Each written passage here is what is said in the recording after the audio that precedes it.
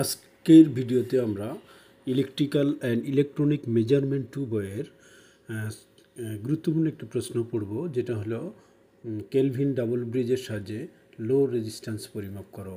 এখানে আমরা দেখছি x is equal to q by m into s. যদি এই প্রমাণটা চাই তাহলে আমরা উপরের ছবিটা পরিবর্তন করে নিচের ছবি আঁকতে হবে। আর উপরের ছবিটা আছে, মাঝখানে যেটা আছে এটা হলো আমাদের ডেল্টা সার্কিট। ওই ডেল্টাকে মাঝখানে আমি 3টা ডটেড লাইন দিয়ে স্টারে কনভার্ট করে নেব।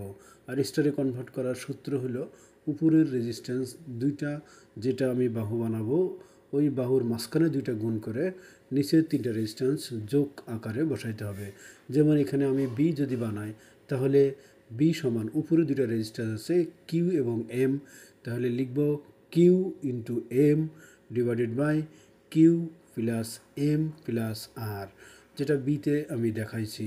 এরপরে যদি আমরা পরের বাহু আছে এ বাহু যদি বানাইতে যাই তাহলে কি করব, এ বাহু বানাইতে গেলে এর দুই পাশে যে বাহুটা আছে Q into R divided by Q plus M plus আর।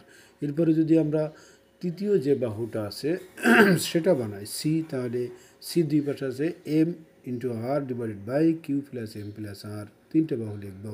এখানে আমি নতুন যে সার্কিটটা এঁকেছি, নতুন সার্কিটে ওই ডেল্টা সার্কিটকে আমরা স্টারে কনভার্ট করে নিয়েছি এবং উপরে যে গ্যালভানোমিটার আছে সেটাকে কানেকশন দিয়ে দিয়েছি। এখন যখন গ্যালভানোমিটার ব্যালেন্স অবস্থায় থাকবে তখন আমরা লিখতে পারবো x plus a divided by c বা এস প্লাস সি, এই 2টা রেজিস্টার ইকুয়াল টু কিউ ভাগ এম। এখন এখান থেকে আমরা এক্সের মান বের করব, কারণ এক্স হলো আমাদের অজানা রেজিস্ট্যান্স, আর বাকি যে রেজিস্ট্যান্সগুলো আছে সবগুলোর মান আমাদের জানা আছে। তো এক্স ইকুয়াল টু আমরা লিখব কি x plus a into m equal to q into S plus c. এখান থেকে আমরা লিখতে পারি এমটাকে ওই পাশে পাঠিয়ে দেই, X plus A equal to Q ভাগ M into S plus C.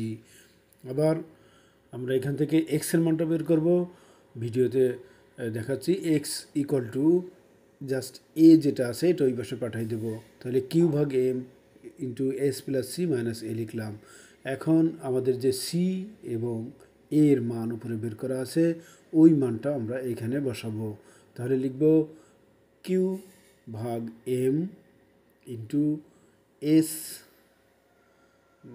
S লিখব প্লাস সি এর মানটা বসাবো, প্লাস দিয়ে এখানে